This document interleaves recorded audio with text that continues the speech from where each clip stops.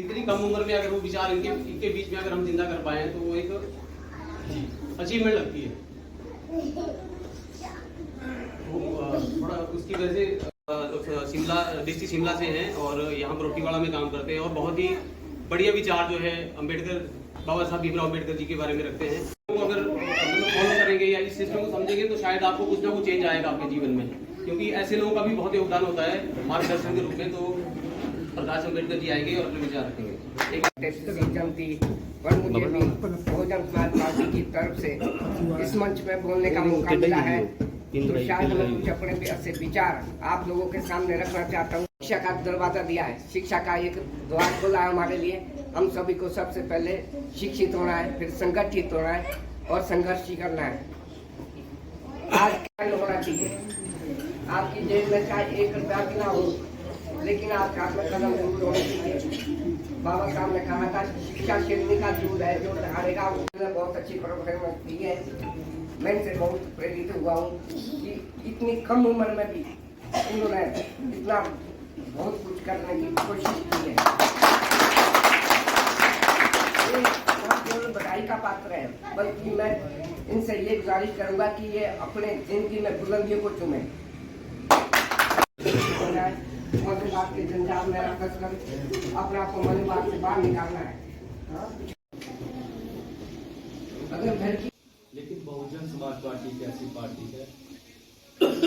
जिनको जिनके संस्थापक माननीय साहब कांचीराम जी है, वो उन्होंने जो व्यवस्था बनाई है, असली मकसद पूरा होगा जब तक हम लोग माननीय साहब कांचीराम जी द्वारा बनाई गई ये बहुजन समाज पार्टी को वोट देकर इनके एमएलए उस जन्मदिन का कोई फायदा नहीं है। यदि आप चाहते हैं कि इस देश के अंदर सब लोग बराबर हो जाएं, यदि आप लोग कि हम लोग अपने बच्चों को जितनी मर्जी एजुकेशन हासिल करा दीजिए, जितने मर्जी बड़े आप डिग्री हासिल करा दीजिए, जिस दिन जो इसकी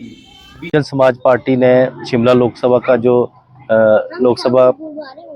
लोकसभा का कार्यक्रम दून विधानसभा के मानपुरा क्षेत्र में रखा है और आज का जो कार्यक्रम है बहुत ही संपन्न रहा। बहुत सारे लोग इस कार्यक्रम में शामिल हुए और सबने इस बार बाबा साहब के इस जन्मदिन के उपलक्ष्य में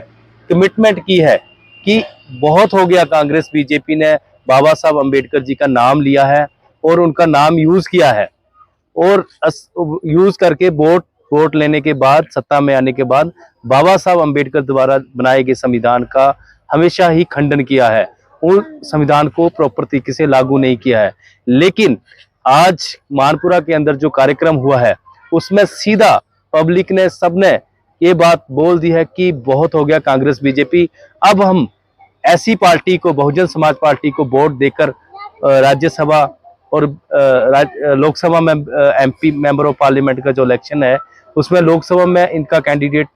जिता के भेजेंगे, ताकि बाबा साहब अम्बेडकर द्वारा जो संविधान के अंदर प्रावधान किया है सभी वर्ग के लोगों के लिए और साथ में औरतों के लिए, और जो चीजें आज तक उन्होंने लागू नहीं की है उनको पता चल गया है कि मात्र बहुजन समाज पार्टी ही एक ऐसा प्लेटफॉर्म है जो बाबा साहब अम्बेडकर जी द्वारा बनाए गए संविधान की आवाज उठाएगी और जो भी उसमें प्रावधान है उसको प्रॉपर तरीके से लागू करेंगे। आज हमने सुना है कि हिमाचल प्रदेश के अंदर बीजेपी वाले कांग्रेस वाले भी आज बाबा साहब की जन्मदिन मना रहे हैं, लेकिन पूरी जनता को इस बात का एहसास हो गया है कि बीजेपी और कांग्रेस ने आज तक बाबा साहब अम्बेडकर जी का नाम